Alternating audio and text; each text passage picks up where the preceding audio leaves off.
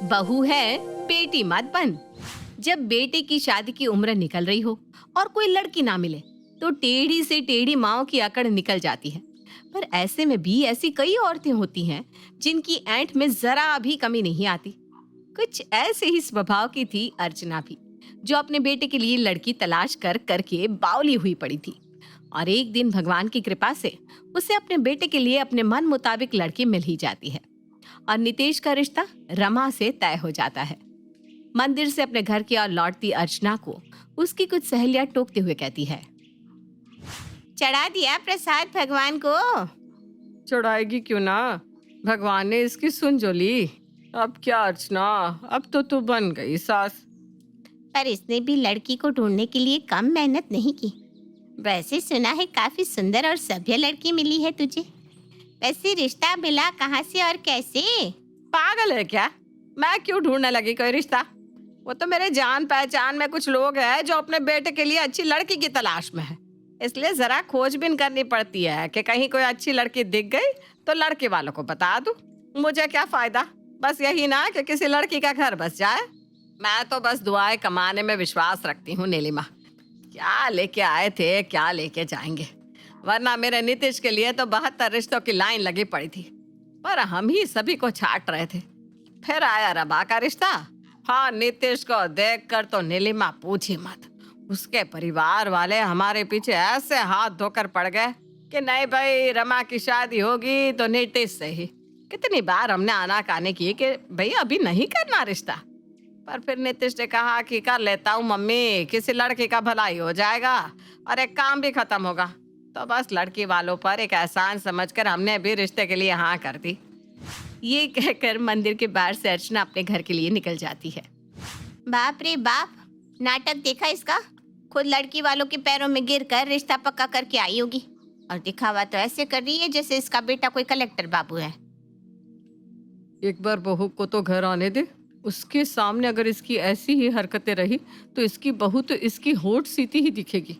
आजकल चुप रहने वाली सासों को तो बहुएं बर्दाश्त नहीं करती, तो इस फटे हुए बाजी की तरह 24 घंटे बजने वाली सास को कौन ही बर्दाश्त करेगा। और कुछ इसी तरह पूरे मोहल्ले में अपनी तारीफ करती हुई फिर रही थी अर्चना। और जैसी अर्चना थी उससे बढ़कर थी उसकी बेटी नेहा, जिसे अभी से ही अपने भाई के अपनी भाभी के हाथ में जाने की टेंशन होने लगी थी। 2 दिन बचे हैं शादी को। मैं कह रही हूँ कि एक बार ठोक बजाकर फिर से चेक कर लो मम्मी। ऐसी बहू मत ले आना जो तेरे सर पर बैठ कर नाचे। जैसा कि तू मुझे जानती नहीं, मुझे अच्छे से पता है कि कब रस्सी ढीली छोड़नी है और कब कसनी है। और 2 दिन के बाद वो दिन आ ही जाता है जिसका सभी को बेसब्री से इंतजार था। Finally Nitish was getting married to Rama. Nitish Delhi की तरह सजकर मैरिज हॉल में पहुंचता है। स्टेज पर नितिश को आकर बैठे 10 मिनट भी नहीं होते कि फट से नेहा कहती है, ऐसा कौन सा मेकअप करवाने गई है भाभी? इतनी देर कौन करता है आने में? जो लड़की फेरों से पहले से ही अपने पति को इंतजार करवाने लगे, वो फेरे के बाद न जाने क्या क्या करवाएगी, भगवान ही जाने। तू तो स्टेज पर ही अपने पति के पहले ही आकर बैठ जाना, ठीक है? मत करवाना उसे इंतजार। अरे मैं तो तुम्हारे लिए कह रही थी ना भैया, वरना मुझे क्या, बैठे रहो यहीं। ये कहकर नेहा गुस्से से स्टेज से नीचे उतर जाती है और लोगों के बीच अपनी होने वाली भाभी की चुगली करने लगती है। मानना पड़ेगा, तैयारियां तो बड़ी शानदार है। लग रहा है किसी मोटी करोड़पति पार्टी की शादी है। लड़की वालों ने काफी खर्चा कर दिया, नहीं नीलिमा? वो लोग जिनके खुद खाने के लाले पड़े हैं, वो करेंगे शादी की तैयारी। भाभी के पापा ने तो बातचीत के वक्त ही कह दिया था, हमारे पास बस कन्या कलश है, और 11 रुपये देकर नेक कर दिया था। ये सारी तैयारी तो हमने करवाई है। लड़की वालों के पास तो खुद के खाने के भी पैसे नहीं है, उनसे हम क्या ही मांगते आंटी जी। पर अब तो उनसे हमारा रिश्ता जुड़ गया है, उनकी चादर उगाड़ेंगे तो इज्जत तो हमारी ही जाएगी। बात तो सही कही तूने बेटा। वैसे तू जा स्टेज पर, नितिश अकेला है, यहाँ वहाँ कहाँ घूम रही है? किसी को अरेंजमेंट देखनी पड़ेगी ना आंटी। मेरा भाई तो अभी से उसका हो गया है। भैया तो हमारा भोला भंडारी है। बचपन में ना इसी तरह हमारी चाची जी की बातों में आ जाता था, और चाची जब इसे गिराकर एक टॉफी दे देती तब आकर मम्मी के पास रोता था। स्टेज पर थी मैं भी, तो भैया ने मुझे 2 बातें सुना दी। इसे लग रहा है कि आने वाली पत्नी न जाने कितनी सारी खुशियाँ लेकर आएगी। पर इसे क्या पता, आज की लड़कियां 2 दिन में फुर्र हो जाती है। उस पर इतनी जान छिड़क रहा है, फिर रोता फिरेगा। अब हम करें तो क्या करें, हम तो कहीं नहीं जा सकते। हाँ हाँ बेटा, घर में तो ऐसी बातें होती रहती है, तो मन छोटा मत कर। और इतने ताने बाने के बीच होती है रमा और नीतीश की शादी। अब आप ही सोच लीजिए, जिस लड़की ने अभी तक फेरे भी नहीं लिए, उसके आने के पहले ही इतनी चर्चाएं हो रही हैं, तो उसकी बहू बनने के बाद तो उस पर कैसा पहाड़ टूटेगा। गृह प्रवेश कर रमा अपने ससुराल आ जाती है। अभी कपड़े मत बदल लेना बहू। हमारे यहाँ पहले बहू घर के कुल देवता की पूजा करती है, बड़े बुजुर्गों के आशीर्वाद लेती है, उसके बाद ही अपने कमरे में सोने जा सकती है। रमा भगवान की पूजा करके जैसे ही पलटती है, उसके लहंगे का दुपट्टा दिए के करीब आ जाता है। ध्यान से रमा, अभी तुम्हारा लहंगा जल जाता। अरे भैया, लहंगे पर ध्यान क्यों देंगी भाभी? जब लहंगा लेने में खर्च भैया ने किया है तो अपने मायके का लहंगा होता ना, तो ऐसी लापरवाही नहीं करती। लड़कियों का भी ना अच्छा है, शादी के पहले ही पति से बातें करने लगो और उससे अपना मेकअप, कपड़े और बाकी खर्चों के पैसे ले लो। वैसे शादी के पहले तो आपके बाल कर्ली थे ना भाभी, और अभी स्ट्रेटन है। हाँ, भैया ने दिए होंगे पैसे। ये क्या बदतमीजी है नया? सभी मेहमानों के सामने अपनी भाभी की इंसल्ट करते हुए तुम्हें जरा भी शर्म नहीं आ रही? कायदे में तुमसे बड़ी है वो, माफी मांगो उनसे। बाप रे, इतना षड्यंत्र! भाभी अभी तो घर में आकर खड़ी हुई हो और भैया को मेरे खिलाफ कर दिया। देख लो मम्मी, तुम्हें चाहिए थी ना बेटी जैसी बहू, मिल गई ना। अब मम्मी जी को क्यों बीच में ला रही है दीदी? मैंने तो कुछ कहा ही नहीं। मैंने तो सोचा था कि मैं बेटी लाऊंगी, मुझे क्या पता था कि बहू तो बहू होती है। नेहा तो नादान है, कुछ भी कह रही है। उसके पीछे तुम भी शुरू हो जाओगी क्या? यही संस्कार लेकर आई हो बहू मायके से। शादी के पहले ही दिन रमा के ससुराल का माहौल बिगड़ जाता है। वो बेचारी चुपचाप सारी रस्में पूरी कर अपने कमरे में चली जाती है। अगली सुबह रमा सभी के लिए नाश्ता तैयार कर टेबल पर लगाती है। यह क्या बहू, तूने अपने ससुर जी को सुबह सुबह मिठाई दे दी? उन्हें शुगर है, तू यही चाहती है ना कि उन्हें कुछ हो जाए और मैं विधवा हो जाऊं। कहाँ सोचा था कि एक बेटी लेकर आऊंगी, पर नहीं। मुझे माफ कर दीजिए मम्मी जी, मुझे नहीं पता था कि पापा जी को शुगर है। शादी के पहले जब रात 2-2 बजे तक नीतीश से बातें करती थी, तो इस बारे में भी बात कर लेती बहू। पर तूने तो हमें अपने माता पिता के समान माना ही नहीं। तू क्यों जानना चाहेगी हमारी मेडिकल हिस्ट्री? छोड़िए जी, मैं अभी आपके लिए दूसरा खाना बना देती हूँ।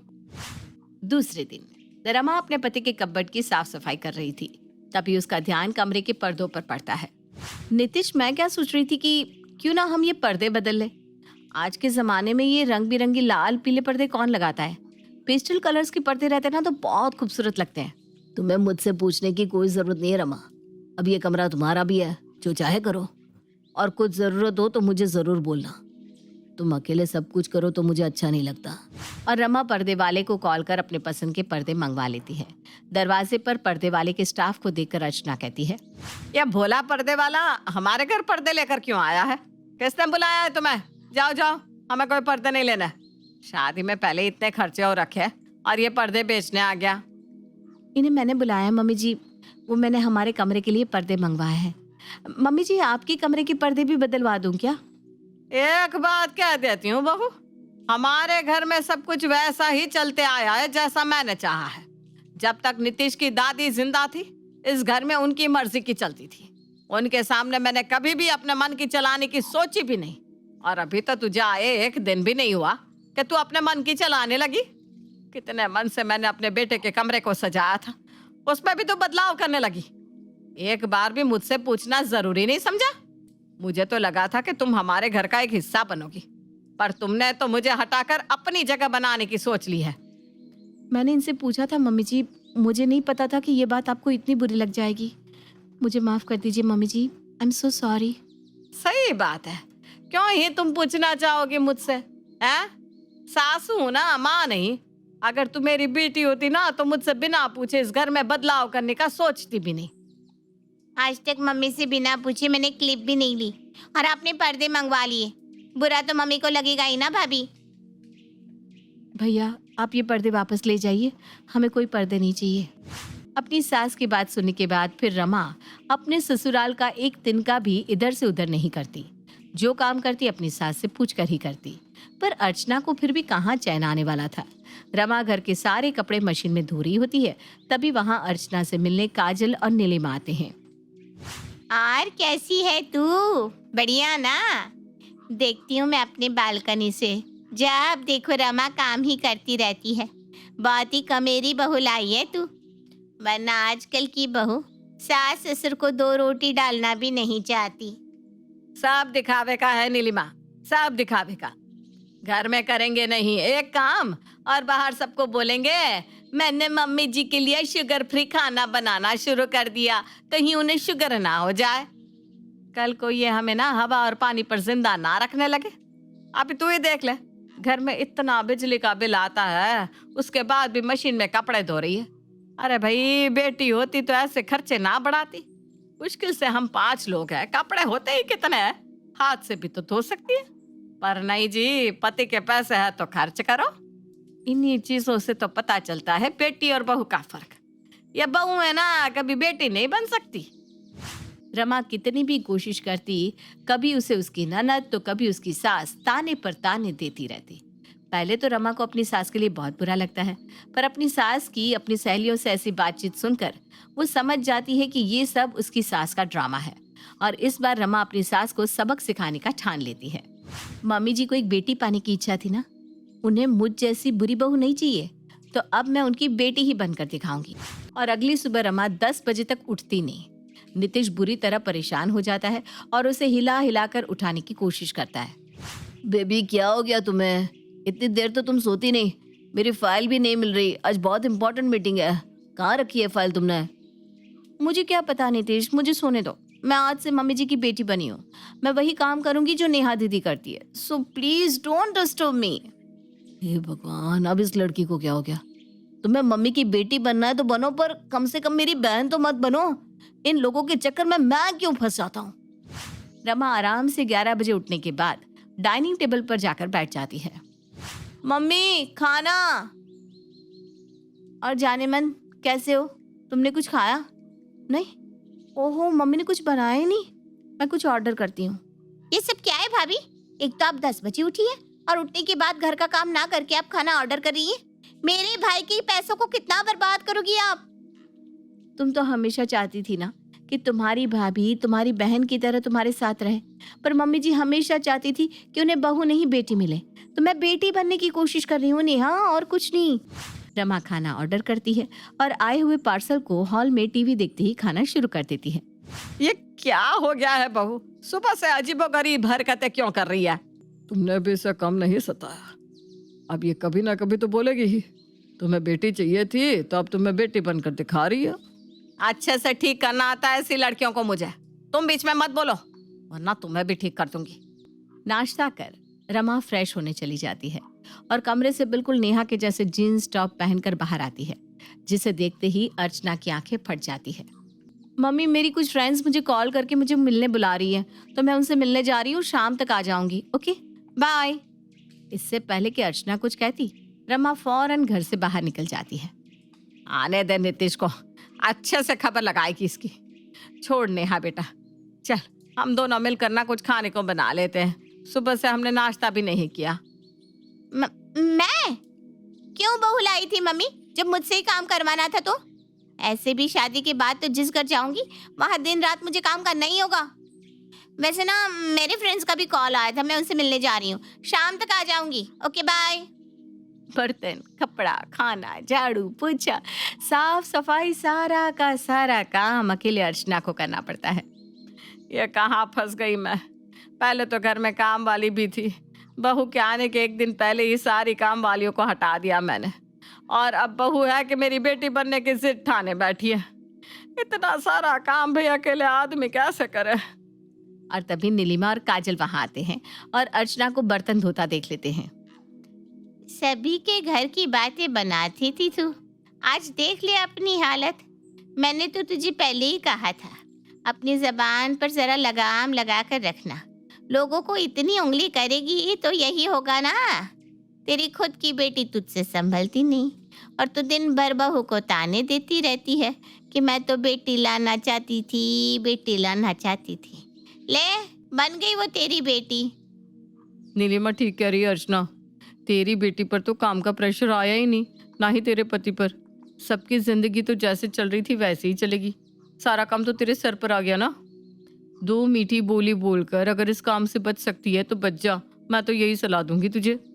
शाम को जब नेहा और रमा एक साथ घर आते हैं, तू अपनी हरकतों में बदलाव ला, समझी नेहा? तेरे साथ रह रहकर बेचारी तेरी भाभी पर भी तेरी संगति का असर पड़ने लगा है। किसी ने ठीक ही कहा था, बहू की जगह कोई नहीं ले सकता। बहू तो बहू होती है और बेटी बेटी। बेटी बहू सबकी अपनी ही जरूरत और इज्जत होती है एक परिवार में, है कि नहीं रमा बहू? जब भगवान ने मुझे नेहा बेटी दे ही दी थी तो मुझे बहू में बेटी क्यों चाहिए पता नहीं। खैर मैंने आटा निकाल दिया है, तू रात के खाने की तैयारी कर ले। हाँ बहू? जी मम्मी जी। कभी कभी चुप रहकर काम हो जाए तो चुप ही रह लेना चाहिए। रमा की बेटी बनते ही जैसे अर्चना पर घर का सारा काम आ जाता है, 2 घंटे के अंदर अंदर ही उसे बहू बेटी में फर्क दिखने लग जाता है और वो घर के काम से तौबा तौबा कर लेती है। और काम से बचने के लिए अपना दिमाग लगाती हुई अर्चना अपनी बहू से रिश्ता ठीक कर लेती है।